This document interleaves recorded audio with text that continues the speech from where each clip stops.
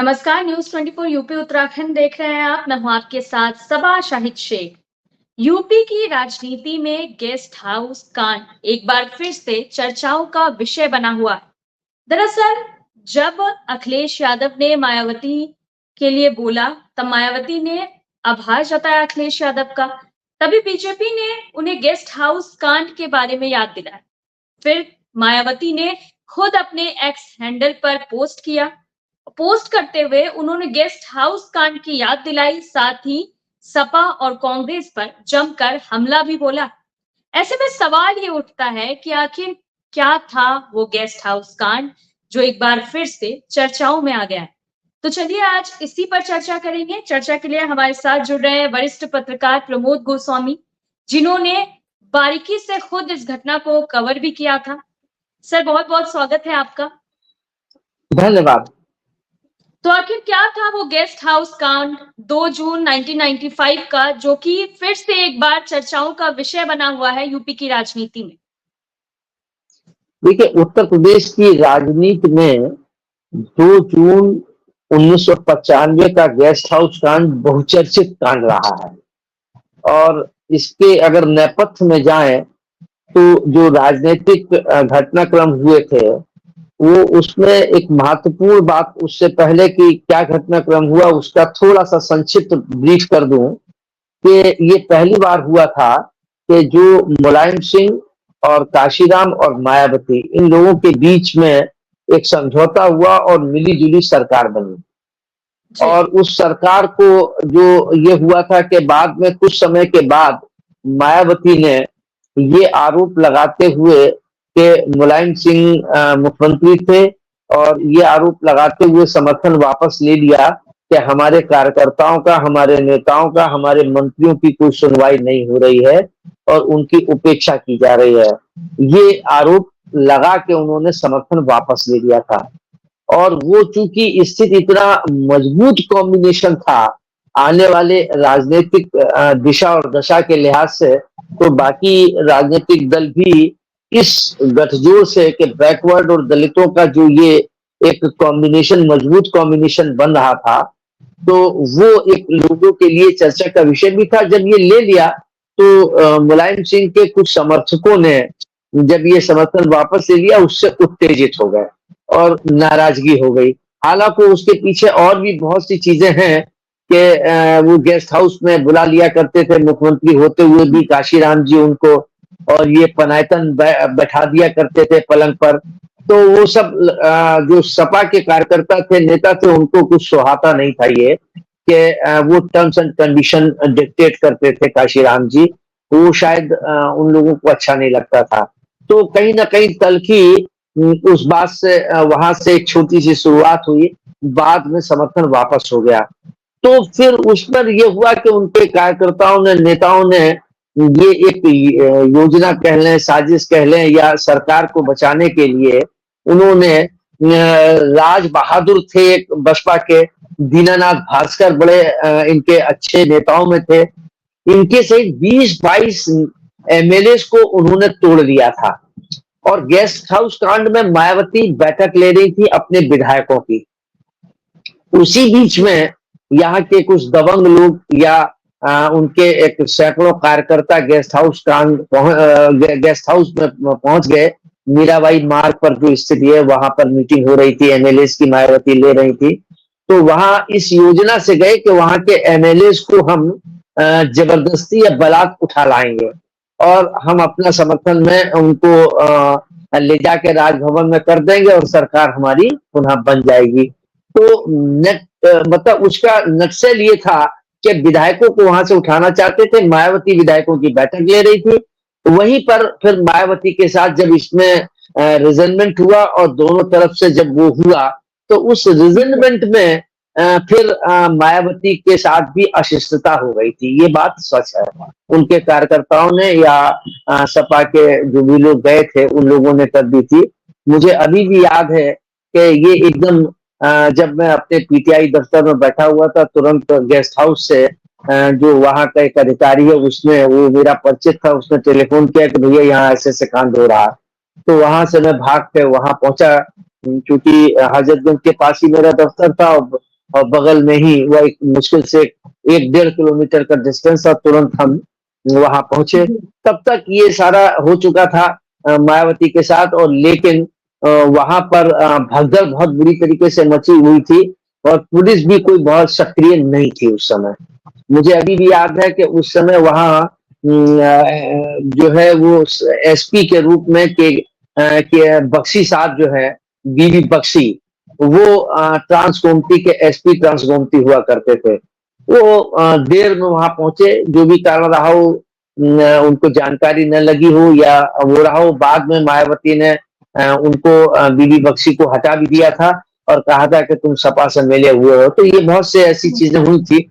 जब मैं वहां पहुंचा तो भगदड़ कटी जी, हुई थी, और उधर ही तब बीजेपी के फर्रुखाबाद के विधायक दंड द्विवेदी जी थे। जब उनने ये देखा तो उन्होंने ही अपने छत से, चूंकि सामने ही उनका था ट्रांजिट हॉस्टल है, उसमें विधायक भी रहते थे गेस्ट हाउस के, और गेस्ट हाउस के उधर सामने ही वहां था। तो वहां से फिर उन्होंने हवा में गोलियां भी चलाई। तब ये लोग डिस्पर्स हुए, सपा के लोग। ये घटनाक्रम हुआ था। जी। तो मायावती ने अपने एक्स पर पोस्ट किया है, उन्होंने 2 जून 1995 के गेस्ट हाउस कांड को याद किया है, साथ ही उन्होंने कांग्रेस पर निशाना साधा है। उन्होंने कहा है कि उस वक्त केंद्र में कांग्रेस की सरकार थी, पर कांग्रेस ने कुछ बोला नहीं। आखिर ऐसे मुद्दे पर कांग्रेस कुछ बोलती क्यों नहीं? तो इसमें आप कांग्रेस की भूमिका को कैसे देखते हैं? नहीं, देखिए, कांग्रेस ने बोला कि नहीं, वो तो एक राजनीतिक विषय भी हो सकता है, उसके पीछे राजनीतिक निहितार्थ भी हो सकते हैं, लेकिन वो दिल्ली में थी। उत्तर प्रदेश जी, में तो वो था नहीं कि उत्तर प्रदेश में हो। और वो कोई राष्ट्रपति शासन, जहां तक मुझे ध्यान आ रहा है, अगर मैं भूल नहीं रहा हूँ, राष्ट्रपति शासन भी लग नहीं पाया था, या उसकी प्रक्रिया चल रही थी। मैं थोड़ा सा इस मामले पर थोड़ा कंफ्यूज हो गए, लंबा समय हो गया, मैं कंफ्यूज कर रहा हूँ। तो इस वजह से केंद्र सरकार का उसमें कोई बहुत रोल तो था नहीं कि केंद्र सरकार का रोल हो कि केंद्र सरकार वहां से, या कोई इतना बड़ा 10-20 घंटे का कार्यक्रम जैसे कि अयोध्या में हुआ था कि वहां फायरिंग हुई, या वहां डेमोलिशन जब हुआ था तब हुआ हो। तो ऐसा तो था नहीं। ये तो ज्यादा से ज्यादा घंटे भर या 40 मिनट का ये एपिसोड था। तो तब जब ये घटनाक्रम हुई, तब तो दिल्ली को खबर भी नहीं लग पाई होगी इतनी जल्दी कि यहाँ ये कांड हो रहा है। तो उसके बाद उसमें कोई चीज हो नहीं सकती थी कि वहां से कोई अतिरिक्त फोर्स भेजते या कोई ऐसी चीज होती। लेकिन पॉलिटिकल है तो पॉलिटिकल रूप में कांग्रेस बसपा को या मायावती जी को ये आरोप लगाने का एक मौका है कि साहब उस पर वो तटस्थ रही, या उस पर उन्होंने कोई कार्रवाई नहीं करी, क्योंकि उत्तर जी, प्रदेश की सरकार थी। तो इसलिए उसमें कांग्रेस का रोल तो मैं बहुत नहीं मानता, लेकिन ये एक पॉलिटिकल स्टेटमेंट है जहां तक मैं समझता हूँ। बिल्कुल। तो सर अगर बात की जाए गेस्ट हाउस कांड की, तो गेस्ट हाउस कांड के बाद से यूपी की राजनीति में कितना बदलाव है? नहीं, निश्चित रूप से उसके बाद जो ये घटनाक्रम हुआ, उसके बाद जो टूट करके फिर सरकार बनी, जी, और उन्होंने व्यवस्थित कर लिया। लेकिन जो विपक्ष, चाहे वो कांग्रेस हो, चाहे वो बस भारतीय जनता पार्टी हो, इनके लिए एक बड़ा संकट पैदा हो गया था कि ये अगर पिछड़े और जो दलित ये मिल जाएंगे, जिनके जिससे प्रदेश की राजनीति जो है वो पूरी तरीके से बदल जाएगी। और जो चुनाव लड़ा गया था उसमें भी बहुत स्पष्ट बहुमत से और जोरदार बहुमत से ये बन के आए थे। ये सरकार बनी थी, बसपा की और सपा की गठबंधन की सरकार बनी थी। तो ये जो स्थिति है, फिर उसके बाद दलितों का अपना एक बिल्कुल रुख समाजवादी पार्टी से बिल्कुल एकदम अलग हो गया, और समाजवादी पार्टी से बिल्कुल एकदम इतनी दूरी हो गई कि समाजवादी पार्टी उसके सिंबल को और मुलायम सिंह को, उनके नाम से उनको एक नाराजगी व्यापक रूप से दलित समाज में हो गई थी। तो वो पूरी तरीके से फिर मायावती जी ने भी और काशीराम जी ने भी उस समय के हालातों को देख के पॉलिटिकल माइलेज लेने की कोशिश करी कि ये कहीं और जी, जगह न छिटके। तो बरसों तक तो नहीं छिटका दलित समाज। वो काशीराम जी रहे, उसके बाद भी वहां बने रहे। जब मायावती ने सोशल इंजीनियरिंग करके सरकार अपनी बनाई थी, तो दलित वहां तक बसपा के साथ बना रहा। लेकिन जब भारतीय जनता पार्टी ने जो मायावती जी को समर्थन दिया और उनकी 3 बार सरकार बनवाई, इस बीच में मायावती ने बीजेपी ने पॉलिटिकल माइलेज लेने की पूरी कोशिश की और उसमें दलितों के बीच उन्होंने सेंधमारी लगाई और जी जो भारतीय जनता पार्टी के कार्यकर्ता थे और जो संघ से जुड़े लोग थे, उनको ये बात कही गई कि वो दलितों के बीच जाएं, दलितों के पास बैठें, उनकी समस्याओं को सुने और उनका कॉन्फिडेंस हासिल करें। तो उसमें जी कहीं ना कहीं एक राजनीतिक परिवर्तन हुआ कि जो इंटेक्ट था पूरी तरीके से दलित, लगभग 20-22-21% जो है तो वो दलित समाज उत्तर प्रदेश में है, जिसमें से मैं समझता हूँ कि शायद 15% या 16% जाटव समाज जो पूरी तरीके से मायावती के साथ अंत तक या अभी तक भी कह लें कि उसका जी अधिकांश भाग मायावती के साथ जुड़ा हुआ है। लेकिन अदर जाटव समाज जो है वो हम्म दलितों का जो है वो उसमें डेंट मार दिया बीजेपी ने और जी मेरा बीजेपी अगला के सवाल जी जी हाँ, तो बीजेपी की तरफ जो वहां से जो दलित समाज था वो थोड़ा शिफ्ट हुआ गैर जाटव, उसमें भी स्पेसिफिक है गैर जाटव जो है वो खसक के बीजेपी के फोल्ड में आ गया। तो ये नुकसान बसपा को हुआ। जी मेरा अगला सवाल जी आपसे यही था कि आखिर इस पूरी घटना में बीजेपी का क्या रोल रहा था? नहीं, बीजेपी का तो अगर आप देखिए तो बीजेपी के विधायक ने ही जो हम्म विधायक थे, कद्दावर मंत्री थे, फरुखाबाद के दबंग विधायकों में उनकी गिनती होती थी। ब्रह्मदत्त जी ने उस समय उनको बचाने का काम किया था।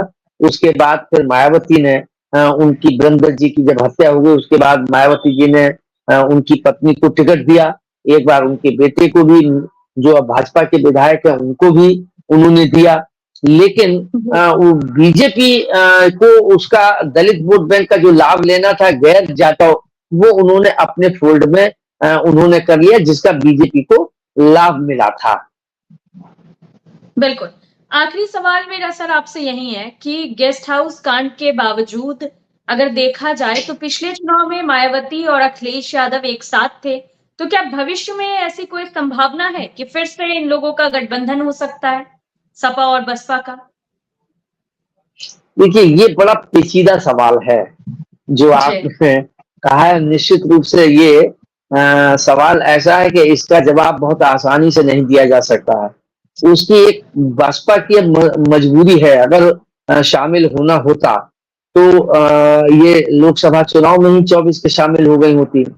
लेकिन राजनीतिक गलियारे में इस बात की पूरी चर्चा है और मुझे भी लगता है कि शायद किसी हद तक सही है कि जी मायावती केंद्र सरकार के दबाव में है और इसीलिए इंडिया गठबंधन में वो शामिल नहीं हुई।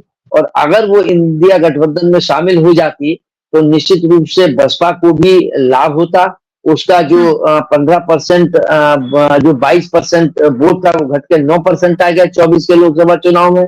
ये नुकसान नहीं उठाना पड़ता। लेकिन कहीं ना कहीं परोक्ष अपरोक्ष रूप से बीजेपी की केंद्र सरकार का दबाव था, क्योंकि उनके ऊपर आय से अधिक संपत्ति के कई मामले चल रहे हैं और ये सर्वविदित है कि जिस ढंग से भारतीय जनता पार्टी की केंद्र सरकार अपने विरोधियों से कैसे निपट रही है, तो वहां से तुरंत अगर वो गठबंधन में शामिल हो जाती तो उन्हें डर था कि कहीं ऐसा ना हो कि दिल्ली से ईडी और सीबीआई चल दे, तो शायद इसलिए उन्होंने ये गठबंधन नहीं किया था। मुझे अभी भी लगता है कि केंद्र जी सरकार है, ऐसी स्थिति में जब तक बीजेपी की केंद्र सरकार है तब तक तो मुझे नहीं लगता है कि मायावती इंडिया गठबंधन में शामिल होगी। वो राजनीतिक रूप से वो चाहती भी है, लेकिन दूसरी तरफ मजबूरी भी है, एक तरफ खंडक है एक तरफ खाई है, तो इसलिए उधर उनका वोट बैंक खसक रहा है। इधर अगर वो इंडिया गठबंधन में जाती हैं, वोट बैंक बचाती हैं, तो उधर से जी फिर ईडी और सीबीआई चल देती है। तो वो एक जद्दोजहद है। तो लेकिन जो राजनीतिक विश्लेषक हैं या जो हम लोग हैं, हम लोगों का मानना है या ऐसी एक सोच है, राजनीति में हालांकि कुछ भी परमानेंट या कुछ भी उसकी भविष्यवाणी तो नहीं की जा सकती है, संभावना या आशंकाओं पर ही बात की जा सकती है। तो मुझे लगता है कि केंद्र में जब तक भारतीय जनता पार्टी की सरकार है तब तक मायावती इंडिया गठबंधन में तब तक तो शायद नहीं जाएंगी। हाँ, अगर कहीं कमजोर और होगी 27 के विधानसभा चुनाव में, तो और इसीलिए आप दूसरी बात एक और महत्वपूर्ण है, वो ये है कि आप देखिए कि मायावती जी या बसपा जो है बाई इलेक्शन अपवाद को छोड़कर वो नहीं लड़ती रही, लेकिन चूंकि ये जो 10 सीटें होने जा रही हैं, बाई इलेक्शन होने जा रहे हैं, ये भारतीय जनता पार्टी के लिए भी चुनौतीपूर्ण है और इंडिया गठबंधन के लिए भी। इंडिया गठबंधन के मतलब कांग्रेस और सपा के लिए उत्तर प्रदेश में, कि उनको जो 3 सीटें भाजपा की हैं, तो हाँ 3 सीटें भाजपा की हैं, 1 निषाद की है और 1 आरएलडी की है और 5 जो है वो समाजवादी पार्टी की है। तो उसके लिए भारतीय जनता पार्टी की है, वरना मायावती अभी तक नहीं लड़ती है, जैसा कि मैंने पहले कहा आपसे। मुझे लगता है कि ये भी जो इस बार बाई इलेक्शन में 10 सीटों पर उतारने का जो मकसद है, वो यही मकसद है कि उससे इंडिया गठबंधन को सपा और क्या नाम सपा और कांग्रेस को इस बाई इलेक्शन में कोई ना मिले, क्योंकि ये बाई इलेक्शन जो है ये कहीं ना कहीं बड़ा नैरेटिव एक सेट करेंगी कि ये 24 की खाली एक सहयोग नहीं था, आज भी भाजपा के प्रति लोगों का रुझान कम हुआ है। ये 10 बाई इलेक्शंस बड़े महत्वपूर्ण होंगे, योगी जी के लिए भी महत्वपूर्ण होंगे, क्योंकि उनको भी ये प्रूव करना होगा और केंद्र सरकार के लिए, इन होल भाजपा के लिए तो ये चुनौतीपूर्ण है ही। अगर वो 3 सीट बचा लेते हैं तो यही उपलब्धि होगी और इंडिया गठबंधन इस पूरी अपनी उसने बैठा रखी है कि ये 3 सीटें भी हम उनसे खींच लें और अयोध्या विशेष रूप से, कि अयोध्या भाजपा के लिए बड़ी प्रतिष्ठापूर्ण सीट है, कि वहां से 24 के इलेक्शन में भाजपा हारी, जो उनका मुद्दा था वहीं से वो हार गए, जहां मंदिर प्रधानमंत्री गए और शुरुआत उन्होंने वहां से की 21 जनवरी को राम मंदिर के अर्धनिर्मित मंदिर को भी उन्होंने उसका उद्घाटन कर दिया था। तो और ये जो मिल्कीपुर है ये दलित बाहुल्य भी है, दलितों की संख्या बहुत अच्छी है, तो वहां से भी बसपा का प्रत्याशी उतार के वो भाजपा भी ये संदेश देना चाहती है कि वो संयोग से वो हार गए, लेकिन हमने मिल्कीपुर सीट जहां से सपा के अवधेश प्रसाद जो अब सांसद हो गए, वो 9 बार विधायक रह चुके हैं, उनको हरा दिया।